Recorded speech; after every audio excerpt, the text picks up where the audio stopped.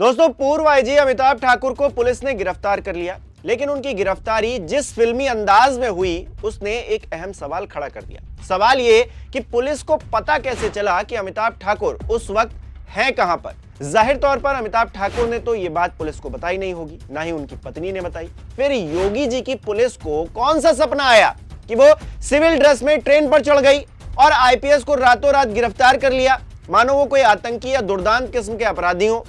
क्यों ना ये माना जाए कि सत्ता की खिलाफत करने वाले ठाकुर जी की लंबे समय से सरकार जासूसी करवा रही थी और इसी जासूसी के चलते पुलिस वालों को पता चल गया कि कौन सी ट्रेन के कौन से कोच में अमिताभ ठाकुर है और उनको धर लिया गया। नमस्कार, मेरा नाम हिमांशु मिश्रा है, आप देख रहे हैं 4PM न्यूज नेटवर्क।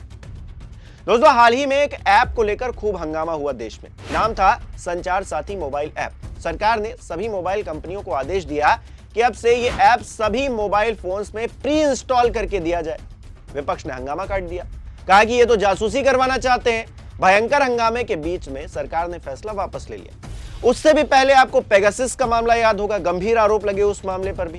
कहने का मतलब मेरा यह है कि सरकार सब कुछ जानना चाहती है, हर किसी के बारे में जानना चाहती है, खास तौर पर उन लोगों की हर खबर रखना चाहती है जो उसकी खिलाफत कर रहे हैं, उनकी नीतियों के खिलाफ बातें कर रहे हैं, बोल रहे हैं, लिख रहे हैं। क्या इसी चक्कर में अमिताभ ठाकुर को रातों रात गिरफ्तार कर लिया गया? जैसा कि पहले मैंने कहा, पुलिस को पता कैसे चला कि अमिताभ ठाकुर फलानी ट्रेन के फलाने कोच में किस वक्त यात्रा कर रहे हैं, कहां पर हैं? अमिताभ ठाकुर को क्या अंडर सर्विलांस रखा गया था? अगर हां, तो यह और भी ज्यादा गंभीर बात है। इस सवाल का जवाब मिलना चाहिए कि आखिर पुलिस को कैसे जानकारी हुई कि अमिताभ ठाकुर कहां पर है, और ट्रेन के भीतर से गिरफ्तारी करके पुलिस आखिरकार साबित क्या करना चाहती है। यह गिरफ्तारी घर से भी तो हो सकती थी, दिन के उजाले में हो सकती थी। फिर रात के अंधेरे में किडनैपर्स की तरह पुलिस ने अमिताभ ठाकुर को क्यों पकड़ा? शुभम जायसवाल की तरह अमिताभ ठाकुर दुबई में तो बैठे नहीं थे, ना ही कुछ विशेष बाहुबलियों की तरह सामने होते हुए भी अदृश्य हैं, जिनको पुलिस ढूंढ नहीं पाती, पकड़ नहीं पाती। अभी तमाम उदाहरण दूंगा आपको। आखिर रात के 2 बजे शाहजहांपुर में ट्रेन से गिरफ्तारी का मकसद क्या था, यह क्लियर करना चाहिए पुलिस को भी और इस सरकार को भी। जो व्यक्ति ना वांछित है, ना ही भगौड़ा है, ना ही उस पर कोई ऐसा गंभीर मामला दर्ज है जो देश के लिए खतरनाक हो सकता है। हां, इतना जरूर है कि वो शख्स सरकार के सेंटर में बैठकर सरकार की अनैतिकता को चुनौती दे रहा है। क्या इसीलिए उसे ट्रैक किया जा रहा था? क्या जो भी योगी आदित्यनाथ के खिलाफ बोलेगा, नीतियों की आलोचना करेगा, फिर वो चाहे उनके दौर के आकंठ भ्रष्टाचार के खिलाफ आवाज उठा रहे हों या फिर प्रचंड जातिवाद के खिलाफ, क्या उसे अंडर सर्विलांस रखा जाएगा? सोचिए, कितने शर्म की बात है कि एक पूर्व आईपीएस की इस तरह से गिरफ्तारी की गई। इस तरह से मैं तो कहूंगा जासूसी की गई। दम है तो अपनी पार्टी और करीबियों पर हाथ डालकर दिखाओ। है पुलिस के पास इतनी हिम्मत? योगी आदित्यनाथ के मीडिया एडवाइजर रहे हैं मृत्युंजय सिंह, जो काफी करीबी भी बताए जाते हैं। कब गिरफ्तार होंगे? लोग पूछ रहे हैं, सवाल पूछ रहे हैं। ये अमिताभ ठाकुर अरेस्ट हो गए क्योंकि वो योगी आदित्यनाथ के खिलाफ बोल रहे थे, मगर एक अंतरराष्ट्रीय भगौड़े के साथ लेन देन के आरोपी पर सरकार मेहरबानी क्यों बरसा रही है? क्या ये सवाल जायज नहीं है? और भगौड़ा भी ऐसा वैसा नहीं दोस्तों, रेड कॉर्नर नोटिस जारी है। बताइए, फिर भी मृत्युंजय सिंह का घर ढहाने के लिए ना तो बुलडोजर निकलता है और ना ही उन्हें पकड़ने के लिए पुलिस निकल पाती है। कानून के हाथ बहुत छोटे हो जाते हैं यहां पर। आखिर क्यों अभी भी मृत्युंजय सिंह की नेम प्लेट उसी लोक भवन में चस्पा है जहां पर खुद सीएम योगी आदित्यनाथ बैठते हैं? आखिर ये रिश्ता क्या कहलाता है? अगर मृत्युंजय सिंह को अरेस्ट करके निष्पक्षता से पूछताछ हो गई तो शायद पूरा तंत्र ही बेनकाब हो जाए।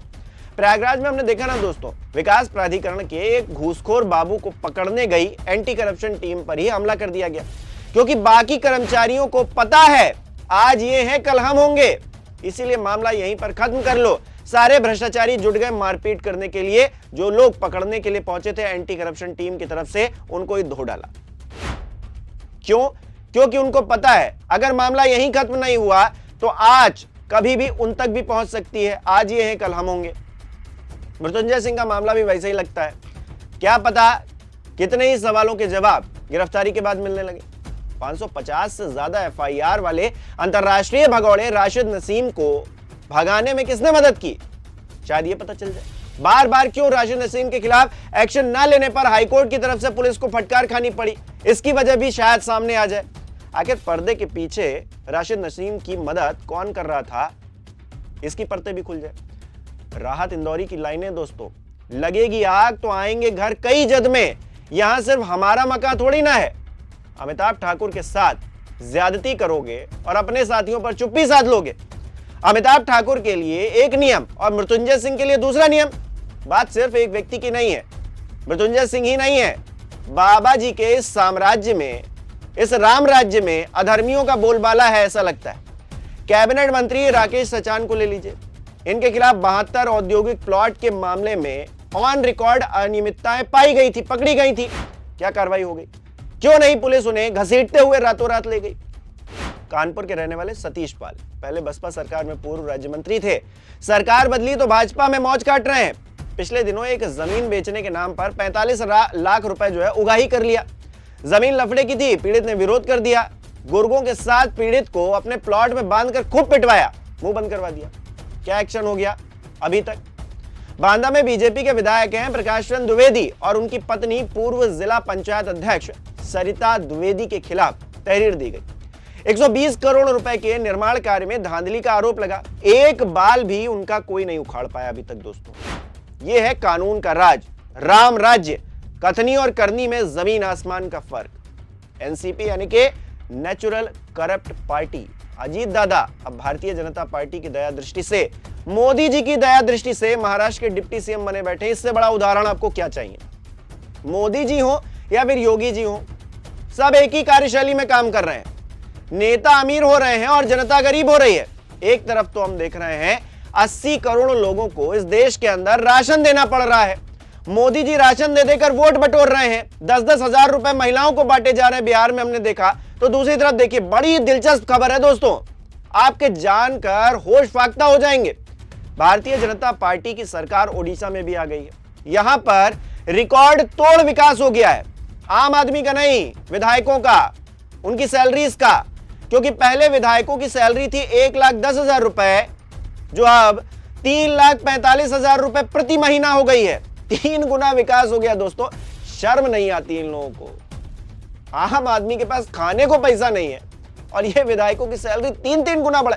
3,45,000 रुपए कौन व्यक्ति है जो महीने में कमाता है? लेकिन ये विधायक जी की अब जो है सैलरी हो गई है, इनके अकाउंट में इतने सारे पैसे जाएंगे। और ये विधायक कितना विकास कर पाए हैं, इसको लेकर कोई जवाबदेही इनकी बनती नहीं है।